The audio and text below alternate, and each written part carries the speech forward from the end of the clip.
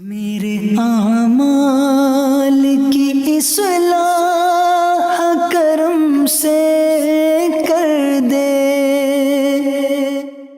الحمدللہ رب العالمین والصلاة والسلام علی سید المرسلین، اما بعد فاعوذ باللہ من الشیطان الرجیم، بسم اللہ الرحمن الرحیم۔ پڑھیے، الصلاة والسلام علیک یا رسول اللہ وعلی آلک واصحابک یا حبیب اللہ۔ الصلاة والسلام علیک یا نبی اللہ وعلی آلک واصحابک یا نور اللہ۔ درود پاک پڑھنے کے بے شمار فضائل و برکات ہیں۔ میرے آقا مدینے والے مصطفیٰ صلی اللہ تعالیٰ علیہ وسلم کا فرمان ہے، جب جمعرات کا دن آتا ہے تو اللہ تعالیٰ فرشتوں کو بھیجتا ہے جن کے پاس چاندی کے کاغذ ہوتے ہیں، سونے کے قلم ہوتے ہیں۔ اسپیشل پریپریشن ہوتی ہے فرشتوں کی آن دا ڈے آف تھرسڈے۔ کیا کرتے ہیں؟ چاندی کے کاغذ اور گولڈ کے، سونے کے قلم ہوتے ہیں۔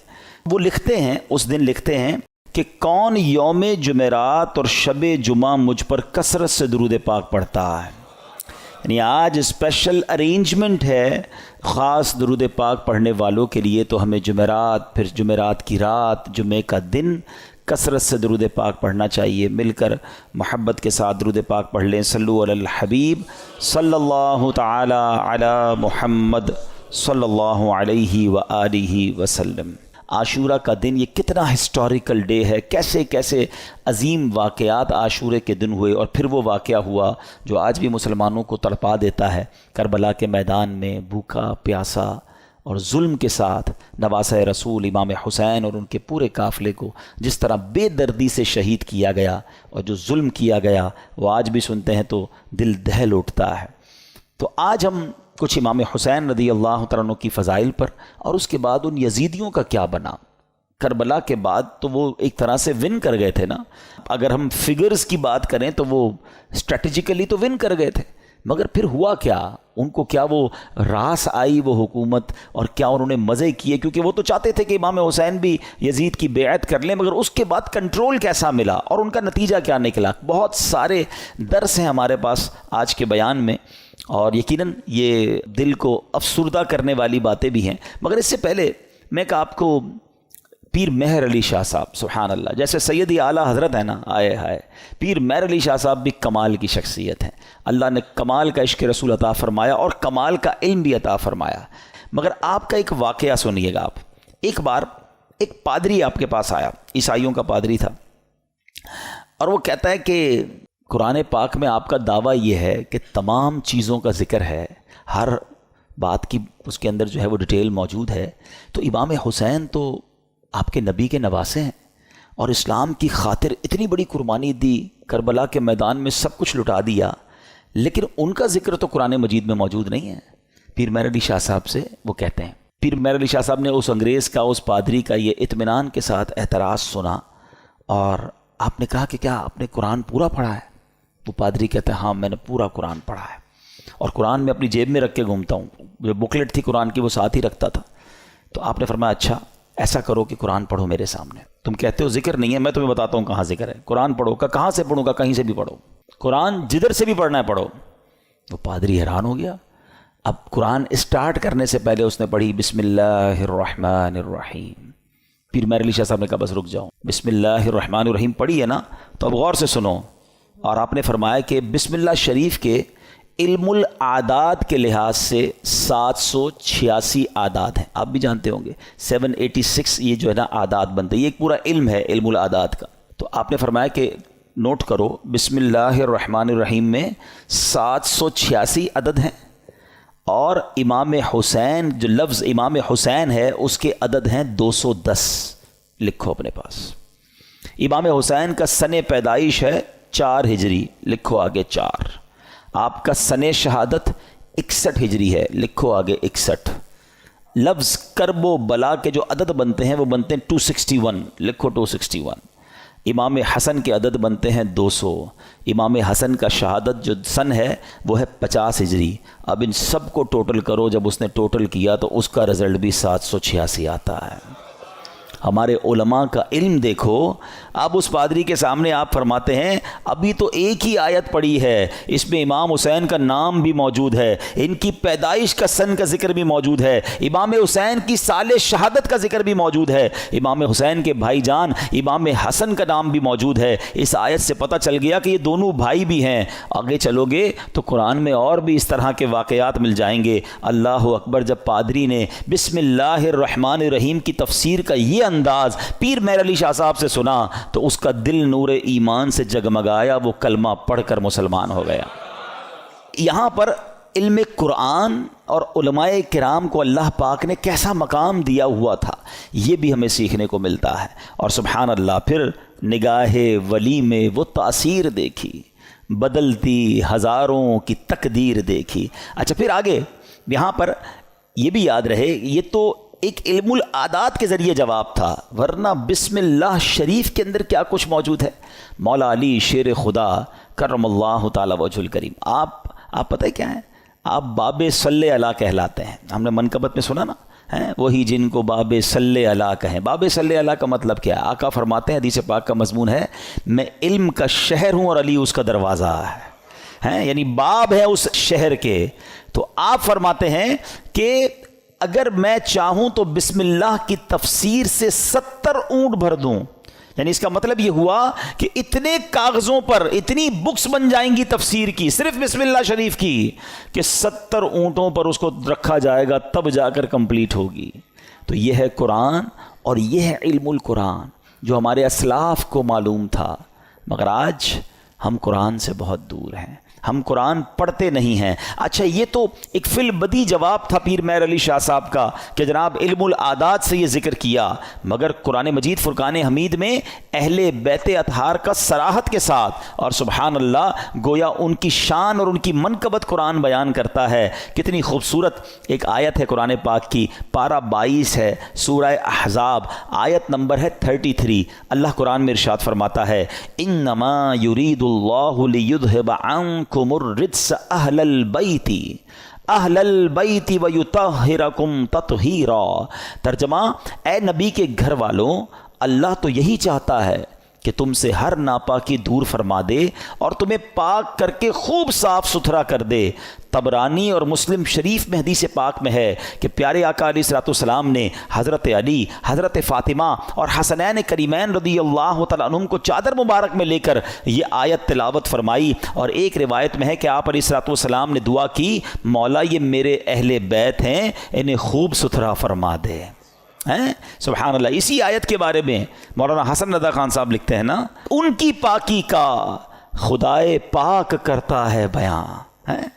ان کی پاکی کا خدائے پاک کرتا ہے بیان، آیا تطہیر سے ظاہر ہے شان اہل بیت. یعنی ان کی شان قرآن بیان کر رہا ہے. تو امام حسین کا ذکر بھی ہو گیا نا، امام حسن کا ذکر ہوا، بی بی فاطمہ کا ذکر ہوا. اللہ اکبر. اور آگے چلیے ایک اور جگہ سورہ شورى آیت نمبر 23 میں اللہ ارشاد فرماتا ہے قُلْ لَا أَسْأَلُكُمْ عَلَيْهِ أَجْرًا إِلَّا الْمَوَدَّةَ فِي الْقُرْبَى. اللہ قرآن میں فرماتا ہے تم فرماؤ میں اس پر تم سے کوئی معاوضہ طلب نہیں کرتا مگر قرابت کی محبت. نبی پاک نے کیا فرمایا؟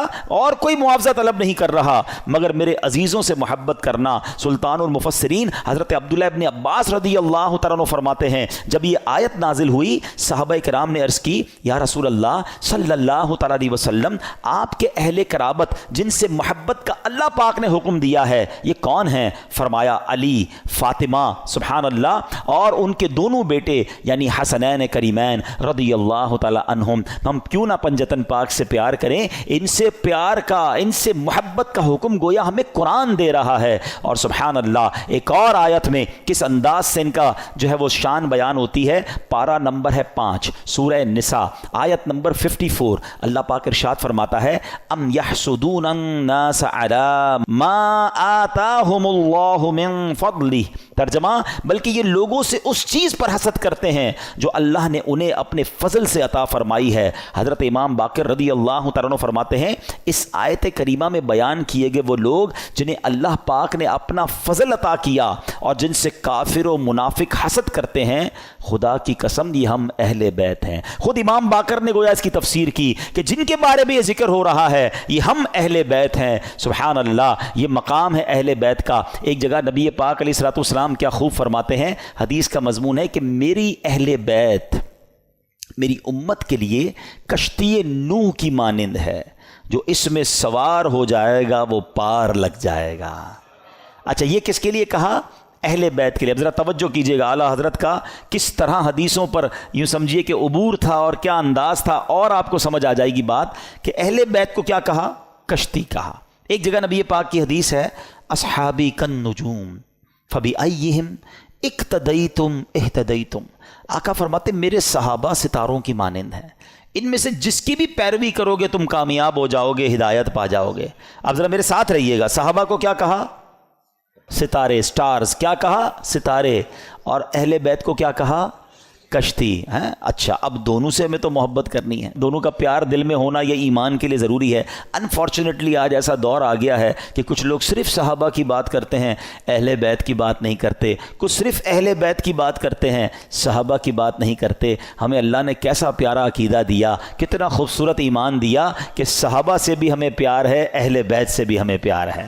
اچھا پھر سیدی اعلیٰ حضرت نے ان دونوں حدیثوں کو کس طرح ایک شعر میں پرو دیا، جو میں پہلے بیان میں سٹارٹ میں کہہ رہا تھا نا کہ اعلیٰ حضرت کو پڑھو تو سمجھ آئے گا وہ کیا ہستی ہیں، کیا مقام ہے، علم کیسا تھا. سیدی اعلیٰ حضرت کہتے ہیں اہل سنت، ہم اہل سنت والے ہیں نا، سب سے پیار ہے نا، صحابہ سے بھی اہل بیت سے بھی. سنو اہل سنت کا ہے بیڑا پار، اصحاب حضور نجم ہیں اور ناؤ ہے عطرت رسول اللہ کی.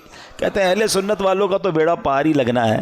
اب جو تھوڑا سا اسٹڈی کرتے ہیں کہ یہ جو سمندر پار کرنے کے لیے دو چیزیں بڑی ضروری ہیں، اچھی کشتی اور ستارے ہیں. اب تو کمپاس وغیرہ آ گئے، ورنہ پہلے ستاروں سے ہی راستہ تلاش کیا جاتا تھا. تو فرمایا ہمارا تو بیڑا پار ہونا ہے، کشتی جو ہے ہماری جو اہل بیت ہے اور ستارے جو ہیں وہ ہمارے صحابہ ہیں. دونوں کا پیار دل میں ہے، دونوں کو فالو ہم کر رہے ہیں، انشاءاللہ بیڑا پار لگ جانا ہے.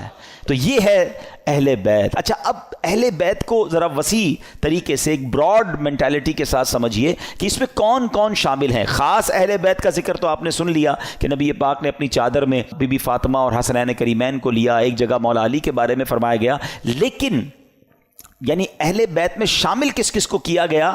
علماء فرماتے ہیں، اور بھی قرآن پاک کی چونکہ آیات ہیں، تو اہل کا معنی ہے والا اور بیت کا معنی ہے گھر. یعنی اہل بیت کا مطلب ہوا گھر والا.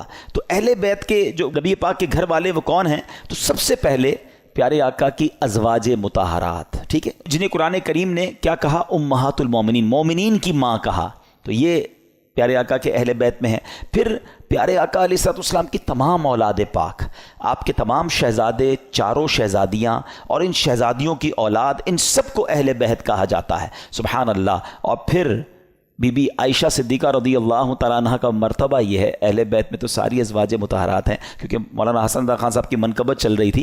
تو آپ جب نبی پاک علیہ الصلوۃ والسلام کے ساتھ کمرے میں ہوتی اور جبریل امین جب وحی لے کر آتے نا، تو حجرہ عائشہ میں داخل ہونے سے پہلے اجازت لیا کرتے ہیں کہ حضور کیا میں اندر آ سکتا ہوں؟ Look at the status of that particular house. حجرہ عائشہ. اچھا حجرہ عائشہ کون سا ہے پتہ ہے آپ کو؟ آج جو ہم سنہری جالیوں پہ حاضری دیتے ہیں نا، جو نبی پاک آج جہاں جلوہ فرما ہے، یہ وہی گھر تھا، یہ وہی کمرہ تھا، یہ وہی حجرہ عائشہ تھا جو آج روضہ رسول بنا ہوا ہے. مولانا حسن کیا لکھتے ہیں؟ ان کے گھر میں بے اجازت جبرائیل آتے نہیں، ان کے گھر میں بے اجازت جبرائیل آتے نہیں، قدر والے جانتے ہیں قدر و شان اہل بیت۔ تو بہرحال اہل بیت کی کیا بات ہے، سبحان اللہ، یہ گھرانہ میرے حضور کا ہے، اور پھر اسی گھرانے کے چشم و چراغ امام حسین رضی اللہ تعالیٰ عنہ نے جو قربانی کی داستان رقم کی، سبحان اللہ، نانا کے دین کے پرچم کو اپنا سر کٹا کر بلند کر دیا۔ امام حسین ایسی باکرامت شخصیت ہیں کہ آپ کی جو ولادت ہے نا، آپ کی جو برتھ ہے، وہ برتھ بھی کرامت ہے۔ آپ 6 مہینے میں، آپ کا جو حمل تھا، ماں کے پیٹ میں آپ رہے، وہ 6 مہینے رہے، اور یاد رہے کہ پوری دنیا میں سیدنا یحییٰ علیہ السلام اور امام عالی مقام امام حسین کے علاوہ کوئی ایسا بچہ زندہ نہیں رہا جس کی مدت حمل 6 ماہ ہوئی ہو۔ یعنی آپ فرام دا ڈے 1 آپ کی ولادت ہی کرامت ہے۔ اور سبحان اللہ، آپ کے رخسار مبارک کا حال یہ تھا، آپ کے چہرے پر نور ایسا تھا کہ آپ کے دونوں رخسار سے ایسا نور نکلتا تھا کہ کمرے اور دیواریں روشن ہو جایا کرتی تھیں۔ اور کیوں نہ ہو، کس کے نواسے ہیں، کن کے پھول ہیں، آقا کی نگاہوں کے تارے ہیں۔ اور پھر تو جبھی تو کہتے ہیں، مل کر پڑھ لیں، تیری نسل پاک میں ہے بچہ بچہ نور کا، تیری ہے بچہ بچہ نور کا، تو ہے عین نور تیرا سب گھرانہ نور۔ سبحان اللہ۔ اب یہ جو امام حسین رضی اللہ تعالیٰ عنہ جب کربلا کے لیے روانہ ہوئے نا، تو آپ سے مزید کرامتوں کا ظہور ہوا، اور علماء کہتے ہیں یہ جو کرامتیں تھیں نا، بیسیکلی یہ اتمام حجت کے لیے تھیں، مزید ان کو سمجھانے کے لیے تھی کہ دیکھو میں کون ہوں، میرے ساتھ کیسے معاملات ہو رہے ہیں، مجھ پر ظلم نہ کرو۔ مگر ان ظالموں کی آنکھوں پر لالچ کا ایسا پردہ تھا۔ امام حسین فرسٹ آف آل آپ نے مدینے سے کوچ کیا اور اب مکے آیا۔ اب اسی راستے میں سیدنا ابن مطیع رحمۃ اللہ تعالی سے ملاقات ہوئی، انہوں نے عرض کی کہ حضور میرے کنویں کا پانی بہت کم ہے، برائے کرم آپ دعائے برکت سے نواز دیجئے۔ آپ رضی اللہ تعالیٰ عنہ نے اس کنویں کا پانی طلب کیا، اور جب پانی کا ڈول حاضر کیا گیا تو آپ نے اس میں سے پانی کچھ پیا بھی، نوش بھی فرمایا اور کلی بھی کر دی، اور ڈول کو واپس کنویں میں ڈال دیا گیا۔ جب وہ پانی جو ہے وہ کنویں میں گیا، کنویں کا پانی بھی بڑھ گیا اور میٹھا اور لذیذ بھی ہو گیا۔ سبحان اللہ۔ تو یہ امام حسین کی کرامتوں کا سلسلہ رہا۔ اس کے بعد جب آپ بالکل ایگزیکٹلی 10 محرم الحرام کا دن آ گیا، یاد رہے کہ وہ دن جمعہ کا دن تھا، 10 محرم الحرام جب یہ واقعہ ہوا، کربلا کے میدان میں آپ خطبہ ارشاد فرما رہے ہیں، ان کو سمجھا رہے ہیں کہ دیکھو میں کون ہوں، یہ ظلم مت کرو۔ تم کیا جواب دو گے جس کا کلمہ پڑھتے ہو اس نبی علیہ السلام کو؟ اس وقت آپ کے جو خیمے تھے، جہاں خاندان کے افراد تھے، وہاں خندق میں ایک آگ بھی جل رہی تھی۔ تو ایک بد زبان یزیدی نے بکواس کرتے ہوئے کہا کہ اے حسین، تم نے وہاں کی آگ سے پہلے یہیں آگ لگا دی ہے۔ یعنی معاذ اللہ وہ یہ کہنا چاہ رہا تھا کہ اے حسین، مرنے کے بعد بھی تمہیں جہنم کی آگ میں جانا ہے۔ امام علی مقام نے جب یہ سنا تو آپ نے کہا کہ اے دشمن خدا، تو جھوٹا ہے، کیا تو یہ گمان کرتا ہے کہ میں دوزخ کی آگ میں جاؤں گا؟ امام علی مقام کے قافلے کے جانثار نے کہا کہ آپ مجھے اجازت دیں تو میں ابھی اس کا سر قلم کر دوں۔ آپ نے اجازت نہیں دی، آپ نے فرمایا حملے کا آغاز ہماری طرف سے نہیں کرنا، ہو سکتا ہے یہ پرووک کر رہے ہوں، یہ اس لیے ہمیں کہہ رہے ہیں کہ ہماری طرف سے پہل ہو جائے، اور یہ کہیں ہم نے تو حملہ نہیں کیا تھا، امام حسین والوں نے پہلے حملہ کیا۔ حالانکہ اس قدر بڑی گستاخی کی تھی، آپ نے اپنے ساتھی کو روک دیا، مگر آپ نے اللہ کی بارگاہ میں دعا کی۔ دل بڑا دکھا ہوا تھا کہ ایسی بات اس نے کر دی۔ آپ نے کہا اے رب قہار، اس کو عذاب نار سے قبل بھی اس دنیا میں بھی آگ کا عذاب عطا فرما۔ آپ کی دعا قبول ہوئی۔ وہ بندہ جو گھوڑے پہ بیٹھا تھا، اس کی گھوڑے کو جھٹکا لگا، گھوڑا خود ہی دوڑتا ہوا گیا، اور وہ گھوڑے سے جب جہاں گرا تو وہاں آگ لگی ہوئی تھی۔ اسی خندق میں یہ بندہ جا کر گرا، اور وہ بد نصیب آگ میں جل کر بھسم ہو گیا۔ امام علی مقام نے سجدہ شکر ادا کیا اور اللہ تعالیٰ کی بارگاہ میں عرض کی کہ یا اللہ، تیرا شکر ہے کہ تو نے آل رسول کے گستاخ کو سزا دی۔ اب یہاں بھی ان کے سامنے یہ واقعہ ہو رہا ہے، سارے لوگ دشمن سامنے کھڑے ہیں، اور یہ آپ کی دعا قبول ہو رہی ہے, آپ کے گستاخ کو سزا مل رہی ہے, مگر وہ سمجھنے کے لیے تیار نہیں ہے, وہ انڈرسٹینڈ کرنے کے لیے تیار نہیں ہے. آپ یقین کریں, جو کربلا کے میدان میں امام حسین نے خطبہ دیا ہے نا ان یزیدیوں کے سامنے, لاسٹ خطبہ, حالانکہ اپنے سارے شہید ہو چکے تھے, مگر پھر بھی, حالانکہ اس وقت تو عام آدمی تو یہ سوچے کہ اب انہوں نے سب میرے بندے مار دیے, اب میں نے ان کو نہیں چھوڑنا. اب آخری وقت بھی سلو کی بات کرتے رہے, انہیں سمجھانے کی بات کرتے رہے, انہیں یہ بتاتے رہے کہ میں کون ہوں, یاد کرو میرے آقا مجھے کیا کہا کرتے تھے, تم قیامت کے دن اس ظلم کا جواب کیسے دو گے. یعنی یہ بھی امت رسول سے پیار ہے کہ یہ اس عذاب میں نہ گرفتار ہو جائیں. اتمام حجت کی گئی مگر وہ یزیدی نہ مانے. اب ایک بات ذہن میں آتی ہے, اب یہ بڑا اہم کوسچن ہے کہ یزیدی جو بھی تھے تو کلمہ پڑھنے والے, اللہ کو مانتے تھے, اللہ کے نبی کو مانتے تھے, معلوم بھی تھا یہ اللہ کے نبی کے نواسے ہیں. وہ ریزن کیا تھا جو اتنے بڑے ظلم پر یہ ریڈی ہو گئے؟ یہ ریزن پکڑنا بہت ضروری ہے, اور یہ ہم سب کو آج سیکھ کر جانا ہے. یعنی کوئی بھی محفوظ نہیں ہے. میں آپ کو تھوڑا سا آج کل کے زمانے کا ایک دو انسیڈنٹ بتا دیتا ہوں تاکہ آپ کو اندازہ ہو جائے. ہم لوگ سمجھ رہے ہوتے ہیں یار یہ یزیدیوں نے اتنا بڑا کام کر دیا, ہم تو کبھی بھی کوئی ایسی غلط حرکت نہیں کر سکتے. کوئی اپنے آپ کو محفوظ نہ سمجھے. ہاں, بیسک جو ان کے ریزن تھا نا وہ تھا لالچ, اور وہ لالچ تھی پیسے کی, اقتدار کی. جب یہ لالچ طاری ہوتی ہے نا انسان پہ, پہلے تھوڑا سا سمجھیے گا. آپ کو لگتا ہے یار مجھ پہ کچھ بھی ہو جائے میں ایسا ظلم تھوڑی کر سکتا ہوں, کتنا بھی پیسہ مجھے کوئی دے دے میں جان دے دوں گا, کبھی کسی کو قتل نہیں کروں گا, نواسہ رسول تو بہت دور کی بات ہے. یہ بولنا اور ہے, لیکن ایک وقت آتا ہے جب انسان کے دل پر شیطان کا قبضہ ہو جاتا ہے. آپ پڑھتے ہیں خبریں, 5 سال کے بچے اور 4 سال کی بچی کے ساتھ جو واقعات ہو رہے ہیں, کیا کوئی خوشی سے کرتا ہے یہ کام؟ ذرا سوچئے, جب وہ یہ کام کر جاتا ہوگا اس کے بعد خود اس کو کتنی ندامت ہوتی ہوگی, یہ میں نے کیا کر دیا. پھر اسی وجہ سے بچنے کے لیے اس بچی کو قتل بھی کر دیا جاتا ہے. یعنی یہ واقعات ہم سنتے ہیں تو ہماری عقل حیران ہو جاتی ہے کہ یہ انسان تھا یا درندہ تھا. میں آپ سے یزیدیوں کی تو بات نہیں کر رہا, آپ کے وطن میں رہنے والوں کی بات کر رہا ہوں. اس کا مطلب کیا ہوا؟ ایٹ دیٹ ٹائم جب وہ یہ عمل کر رہا تھا اس کا دل شیطان کی مٹھی میں تھا, اس کو ہوس نے اندھا کر دیا تھا. تو یہ واقعات مجھے اور آپ کو یہ سوچنے پر مجبور کرتے ہیں کہ کوئی اپنے آپ کو محفوظ نہ سمجھے. یہ ایک لمٹ ہوتی ہے انسان کی. ایک حدیث پاک ہے نا, بڑی مشہور حدیث پاک ہے جس کا مضمون ہے کہ جب بندہ ایک گناہ کرتا ہے نا, میرے ینگسٹر ذرا غور سے سنیں, ایک گناہ کرتا ہے اس کے دل پر ایک بلیک ڈاٹ لگ جاتا ہے, گناہ کرتا رہتا ہے, پھر دل پورا سیاہ ہو جاتا ہے. اب اس پر ہدایت کی کوئی بات اثر نہیں کرتی.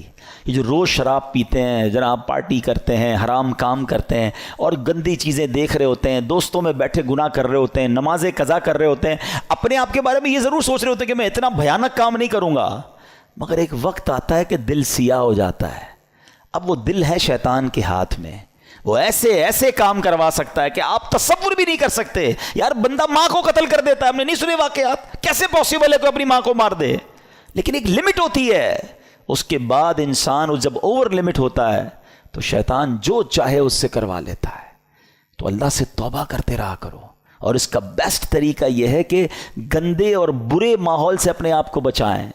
جو ایسے لوگوں میں اٹھتے بیٹھتے ہیں نا جو ہر وقت حرام چیزوں کی باتیں کر رہے ہوتے ہیں, یار پیسہ ہونا چاہیے تبھی زندگی میں مزہ ہوگا, جدھر سے بھی آتا ہے آنے دو, بس پیسہ بڑھنا چاہیے, ابھی تو ہم نے وہ رکھنا ہے, ابھی تو ہم نے وہ لینا ہے. میں ایک جگہ بیٹھا تھا, یہ باتیں ہو رہی تھی, میں نے کہا یار کیا کریں گے اتنا پیسہ؟ تو ایک بندہ کہتا ہے میں نے تو خواب دیکھا ہوا ہے 6,000 کروڑ کی یاچ لوں گا.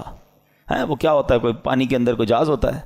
میں نے کہا یار دیکھو کراچی کے رہنے والے نے بھی ایسا خواب دیکھا ہے. اب اتنے بڑے جس نے خواب دیکھے ہیں تو پھر اس کو کہاں سے قناعت اور کہاں سے صبر آئے گا؟ اللہ کی رضا پر راضی رہنا ہم کب سیکھیں گے؟ تو بہرحال میرے پیارے اسلامی بھائیوں, سوچو اس بات کے, یہ کیسے, اس ریزن کو پکڑیے. یزیدیوں کے ایسا کیا ہو گیا تھا کہ یہ اندھے ہو گئے تھے؟ آج بھی بندہ اندھا ہوتا ہے. ہاں, ظلم کرنے والے نہیں دیکھے آپ نے, بندوں کو ڈرل کرتے ہیں, ہاتھ پیر کاٹتے ہیں, قتل کر دیتے ہیں, پیسے چاہیے قتل کرنے کے لیے, تو وہ کیسے تیار ہو جاتے ہیں؟ ان کا دل سیاہ ہو گیا. اب ان سے کچھ بھی کروا لو. یہ شراب ہے نا, اس کو ام الخبائث کہا گیا, برائیوں کی ماں. یہ وہ چیز ہے کہ اس کا جو عادی ہو جائے, اب شراب کے علاوہ بھی عجیب نشے آ گئے, نشے میں گرفتار جو ہوا نا, اب اس کو ماں بہن کی بھی تمیز نہیں ہے, اس کو کسی کی بھی تمیز نہیں ہے, وہ کر جائے گا جو کوئی سوچ ہی نہیں سکتا. اور اس کے بعد وہ خود بھی شرمندہ ہوگا کہ یہ میں نے کیا کیا، نشے میں تھا. تو یہ وہی بات ہے کہ بندہ جب برائی کی طرف جاتا ہے تو ایک کے بعد دوسری، دوسری کے بعد تیسری، تیسری کے بعد چوتھی. یہ غور کیجئے، یہ بات ہمیں یہ سمجھنی ہوگی کہ ہمیں اپنے آپ کو گناہوں سے بچانا ہے، ورنہ یزیدی راستے پر چلنے میں دیر نہیں لگتی جس کو پیسے کی لالچ نے گھیرا ہوا ہے. اچھا ایک اور عجیب بات بتاؤں میں آپ کو، ہم دل کو عربی میں کیا کہتے ہیں؟ قلب. کیا کہتے ہیں؟ امراض قلب لکھا ہوتا ہے نا، قلب موٹے کاف سے. اس کا مطلب کیا ہے؟ میننگ آف قلب منقلب ہونے والا، بدلنے والا. یہ جو دل ہے نا یہ بدلتا رہتا ہے. اب میں آپ کو کچھ ایگزامپلز دیتا ہوں، آپ کو سمجھ آئے گی میری بات. کبھی کبھی ہمارے دل پر ایسا خوف طاری ہو جاتا ہے اللہ کا، آنسو بہتے ہیں، بندہ کہتا ہے یار بس اب کوئی گناہ نہیں کروں گا. یہی دل ہے، یہی ہم ہیں. کبھی کبھی اسی دل پر گناہ کرنے کا اتنا جنون سوار ہو جاتا ہے کہ بندہ کہ کچھ بھی ہو جائے میں نے یہ گناہ کرنا ہے. ارے تھوڑے دنوں پہلے تو رو رہا تھا. کبھی کبھی اس دل پر ایسی کیفیت طاری ہوتی ہے سخاوت کی کہ بندہ کہتا ہے بس یار سارا ہی مال اللہ کی راہ میں دے دو، جتنا دینا ہے دے دو. کبھی کبھی اسی دل پر ایسی بخل طاری ہوتا ہے، بندہ کہتا ہے 1 روپیہ خرچ نہیں کروں گا. ارے کبھی کبھی یہ دل اتنا رحم دل ہو جاتا ہے کہ بندہ بچے کے ساتھ بھی بیٹھ کے نرمی سے بات کر رہا ہوتا ہے، پیار کر رہا ہوتا ہے. اور کبھی کبھی یہ دل اتنا سخت ہو جاتا ہے کہ بندہ کسی پر رحم کرنے کے لیے تیار نہیں ہوتا. یہ ساری کیفیتوں میں ہم گزرتے ہیں. ہاں ہم سب گزر رہے ہوتے ہیں. کبھی عشق رسول کی کیفیت ہوتی ہے، کبھی یاد مدینہ کی کیفیت ہوتی ہے، اور کبھی برے برے خیالات آ رہے ہوتے ہیں. یہ کیا ہے؟ یہ اس کے بارے میں علماء نے لکھا کہ یہ دل جو ہے نا ایسا ہے کہ ریگستان میں ایک پتا پڑا ہوا ہے، ہوا جدھر آئے ادھر پتا اڑ جاتا ہے، دل اسی طرح بدلتا رہتا ہے. اور اب اس کنسیکوینس کو ذہن میں رکھ کے اب میرے آقا کی دعا سنو. اللہ کے حبیب دعا کرتے ہیں، یا مقلب القلوب ثبت قلبی علی دینک.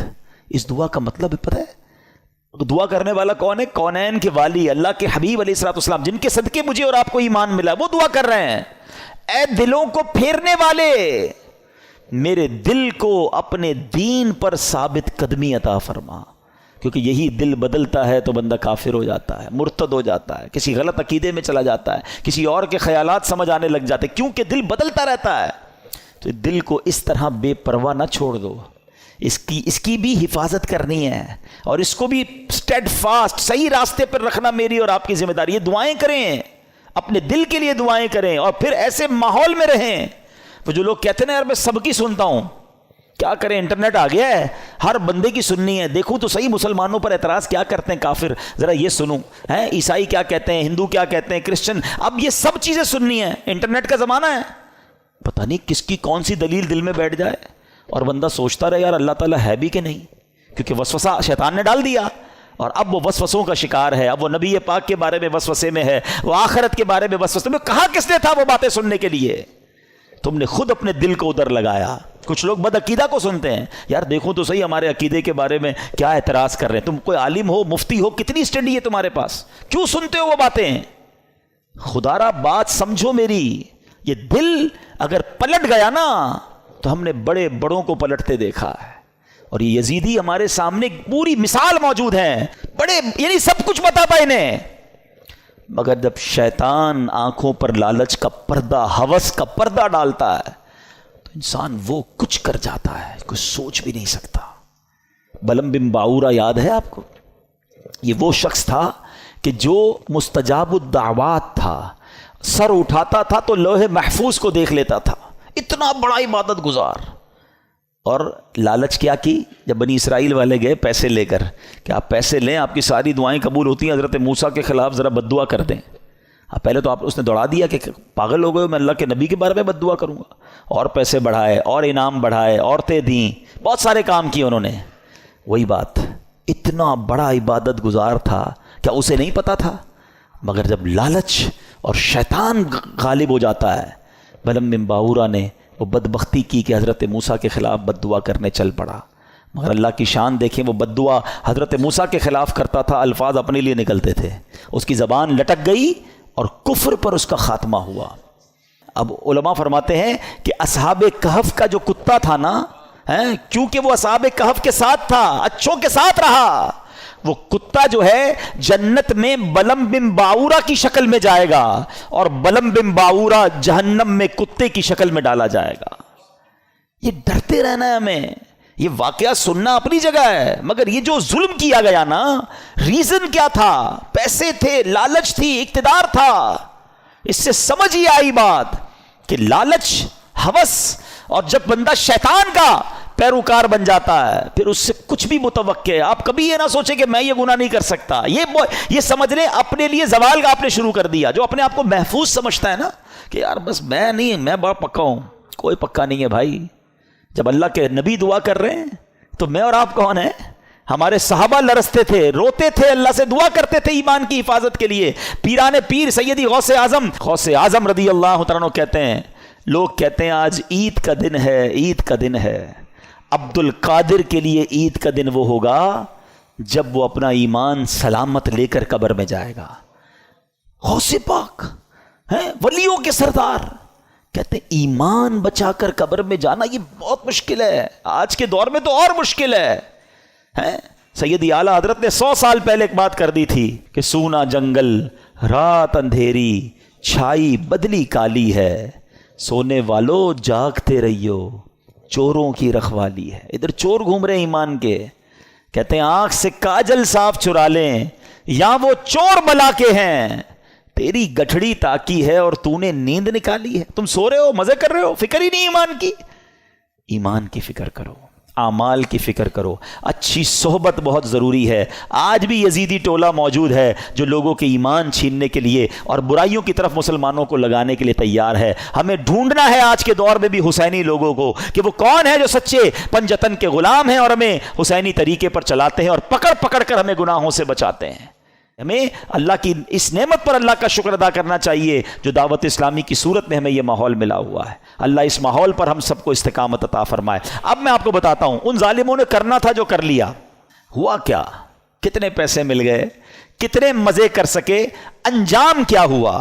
یاد رہے کہ جس بدبخت خولی بن یزید نے امام حسین کا سر انور تن سے جدا کیا تھا نا، سر سے کاٹا تھا معاذ اللہ، چند ہی برس کے بعد اس کا کیا انجام ہوا کہ مختار ثقفی، اب اس کے بارے میں آگے جا کے بتاتا ہوں، اس شخص نے قاتلین امام حسین کے لیے ایک آرڈر نافذ کیا اور کہا کہ کربلا کے میدان میں جو بھی یزیدی لشکر میں تھا وہ جہاں پایا جائے اسے مار ڈالا جائے.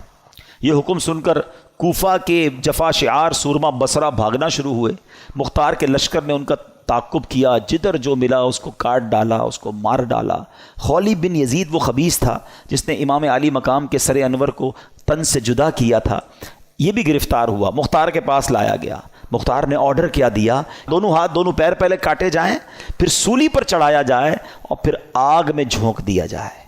اس طرح لشکر ابن سعد کے تمام کو شریروں کو بڑے جس کو کہیں کہ صحیح طریقے سے ہلاک کیا گیا. 6000 کوفی جو امام علی مقام کے قتل میں شریک تھے ان کو طرح طرح کے عذابوں کے ذریعے ہلاک کیا گیا. کیا منقبت کا ایک اشعار ذرا سنیں، دل دہلا دیتے کہ ان کا ہوا کیا حشر. آپ فرماتے ہیں اے تشنگان خون جوانان اہل بیت، دیکھا کہ تم کو ظلم کی کیسی سزا ملی، رسوائے خلق ہو گئے، برباد ہو گئے، مردود و تم کو ذلت ہر دو سرا ملی. دنیا پرستو دین سے منہ موڑ کر تمہیں دنیا ملی، نہ عیش و طرب کی ہوا ملی. تم نے اجاڑا حضرت زہرا کا بوستان، تم نے اجاڑا حضرت زہرا کا بوستان، تم خود اجڑ گئے تمہیں یہ بد دعا ملی. آخر دکھایا رنگ شہیدوں کے خون نے، سر کٹ گئے امانہ تمہیں ایک ذرا ملی. اور ذرا مقطع سنو، کہتے ہیں پائی ہے کیا نعیم انہوں نے ابھی سزا، ابھی سزا تو ملی نہیں ہے. پائی ہے کیا نعیم ابھی انہوں نے سزا، دیکھیں گے وہ جہیم میں جس دن سزا ملی. ابھی تو انہیں آخرت کا عذاب ملنا باقی ہے. اچھا اب خولی بن یزید کا یہ حال ہوا. ایک حدیث پاک سن لیں، ہم لالچ پر بات کر رہے تھے نا، لالچ کتنی بری چیز ہے. اللہ کے حبیب علیہ الصلوۃ والسلام فرماتے ہیں ترمذی کی حدیث، 2 بھوکے بھیڑیے بکریوں میں چھوڑ دیے جائیں وہ اتنا نقصان نہیں پہنچاتے جتنا کہ مال مرتبے کا لالچ انسان کے دین کو نقصان پہنچاتا ہے. بھیڑیے جا کر بکریوں کو تو چیڑ پھاڑ کر دیں گے نا، فرمایا اس سے زیادہ دین کو نقصان انسان کو جب لالچ مال کی یا مرتبے کی ہوتی ہے نا، وہ اس کے دین کا بیڑا غرق کر دیتی ہے. یہ سوچنے کی بات ہے. اچھا اب یزید کا کیا ہوا؟ اچھا یزید نے اتنا بڑا ظلم کیا، اتنا بڑا اسٹیج سجایا، کسی طرح اقتدار مل جائے. اقتدار ملا کتنا؟ یزید جو ہے اقتدار میں 3 برس 6 ماہ رہ سکا، بس 3.5 سال اسے اقتدار ملا، اور پھر 39 سال کی عمر میں مر گیا. 39 ایئرس کی ایج میں. کیا عمر ہوتی ہے یہ؟ لیکن بڑی بری عادتیں تھیں، شراب کا عادی تھا، بدکاری کا عادی تھا. ایک رومی لڑکی سے اس کو عشق ہو گیا. اس لڑکی نے اس کو جنگل میں بلایا، بیابان میں بلایا، اور جب خوب شراب کے نشے میں دھت ہو گیا تو اس کو خنجر کے وار کر کے یہ کہہ کر ہلاک کیا کہ تو بدبخت اپنے نبی کے نواسے سے وفاداری نہ کر سکا، مجھ سے کیا وفاداری کرے گا. اس کو مار کر وہ لڑکی چلی گئی. کئی دنوں تک کسی کو پتہ ہی نہ چلا. چیل کوے اس کی لاش کو نوچتے رہے. اس کے ساتھی ڈھونڈنے نکلے کہ یزید گیا کدھر. بیابان میں اس کی سڑی ہوئی لاش ملی، کھڈا کھود کر اس کو دفنا دیا گیا. یہ انجام ہوا ان ظالموں کا. ایک یزید کے بعد سب سے بڑا جو یوں سمجھیے کہ کوفہ کا جو گورنر تھا نا، وہ بڑا مجرم تھا.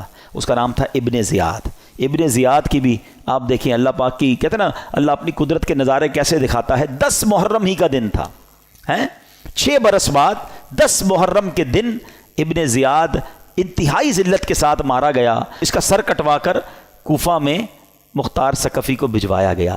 یہ وہی محل تھا جہاں امام حسین کے سر انور کو لایا گیا تھا. ٹھیک 6 سال بعد ابن زیاد کے سر کو لایا گیا. اب اس کا جب سر رکھا گیا تو ایک بڑا سا سانپ آیا اور اس کے سر کے اندر داخل ہو گیا. پورے محل کے لوگ ڈر گئے، کبھی آنکھوں میں جاتا، کبھی ناک میں جاتا. تو میرے پیارے اسلامی بھائیوں، یہ واقعات ان یزیدیوں کا انجام ہمیں بتاتا ہے کہ ظلم جو ہے نا وہ زیادہ دیر نہیں چلتا ہے. اگر دنیا میں آج بھی کوئی ظلم کر رہا ہے، کسی کا مال دبایا ہوا ہے، کسی کا حق دبایا ہوا ہے، کسی کی زمین پہ قبضہ کیا ہوا ہے، کسی کو ویسے ہی ڈرا رہا ہے، وہ یہ نہ سمجھے کہ یہ پائیدار ہے. ظالم کا انجام جو ہے نا وہ بڑا ہی عبرتناک ہوتا ہے. پھر دنیا تماشا دیکھتی ہے، اور مظلوم جو ہے اللہ اسے ترقی دیتا ہے، اللہ اسے عروج دیتا ہے. قرآن مجید فرقان حمید میں اللہ کریم نے ظالموں کے بارے میں کیا فرمایا؟ اللہ فرماتا ہے کذالک اخذ ربک اذا اخذ القری وہی ظالمہ ان اخذہ علیم شدید. اللہ فرماتا ہے اور ایسی پکڑ ہے تیرے رب کی جب بستیوں کو پکڑتا ہے ان کے ظلم پر، بے شک اس کی پکڑ دردناک کر رہی ہے. اللہ جب پکڑتا ہے نا تو پھر اس کی لاٹھی بے آواز ہے. پھر پتہ چلتا ہے ظالموں کو کیسے تتر بتر ہو جاتے ہیں. بڑے بڑے ظلم کرنے والے آئے، ان کا نام لینے والا کوئی نہیں ہے. تو میرے میٹھے اسلامی بھائیوں، ظالم ہونا یہ یزیدی طریقہ ہے، مظلوم ہونا یہ حسینی طریقہ ہے. کبھی ظلم ہو بھی جائے نا تو ظلم کا بدلہ ظلم سے نہیں دیا جاتا. اس نے ہمارے بندے مارے، ہم اس کے بندے مار دیں. آج کل یہی ہو رہا ہے، دشمنیاں چلتی ہیں. ہمارے یہاں نہیں تو کبھی قبائلی علاقوں میں چلے جائیں. ہمارا جب دورہ ہوتا ہے بلوچستان میں اور اندرون سندھ میں تو پتہ چلا وہ خاندانی اور قبائل کی لڑائی چل رہی ہے. انہوں نے ہمارے بندے مارے، اب ہم ان کے ماریں گے. اسی چکر میں زندگیاں گزر گئیں. ختم کریں ان چیزوں کو. ظلم کرنے والا کبھی کامیاب نہیں ہوتا. اللہ مظلوم کے ساتھ ہوتا ہے، مظلوم کی دعا سنی جاتی ہے. تو ہمیں اللہ ہمیشہ ظلم سے محفوظ فرمائے کہ انشاءاللہ ہماری وجہ سے کسی مسلمان کو تکلیف نہیں پہنچے گی. ہم تکلیف سہ لیں گے، صبر کر لیں گے، لیکن کسی کو تکلیف نہیں پہنچائیں گے، کیونکہ امام حسین کے پیچھے پیچھے جنت میں جانا ہے نا انشاءاللہ. اللہ پاک ہمیں کربلا والوں کا فیضان نصیب فرمائے اور ان کی قربانیاں اور ان کی مزارات پر کروڑوں رحمتوں کی بارش نازل فرمائے، اور ان کے صدقے ہمیں بھی دین متین کی خاطر قربانی دینے والا بنائے. قربانی دینے کے عادی بنو. چھٹی ہوگی تو اجتماع میں جائیں گے، چھٹی ہوگی تو ذرا کوئی نیکی کا کام کریں گے، ورنہ تو کاروبار ہی کرنا ہے. ایسا نہیں، وقت کی قربانی دیں. آپ سے جان کی تو ابھی کوئی قربانی نہیں مانگ رہا، ایٹ لیسٹ وقت کی تو قربانی دیں. مدنی قافلے دعوت اسلامی کے سفر کرتے ہیں، قافلوں میں سفر کریں، دین کے لیے وقت دیں، قرآن پڑھنے کے لیے وقت دیں، علم دین سیکھنے کے لیے وقت دیں، کچھ اچھا بڑا کام دین کا کرنے کے لیے وقت دیں. تو انشاءاللہ یہ وقت کا ایک ایک لمحہ بھی آپ کو کام آئے گا. اللہ پاک ہمیں عمل کرنے کی توفیق دے. میرے اعمال کی اصلاح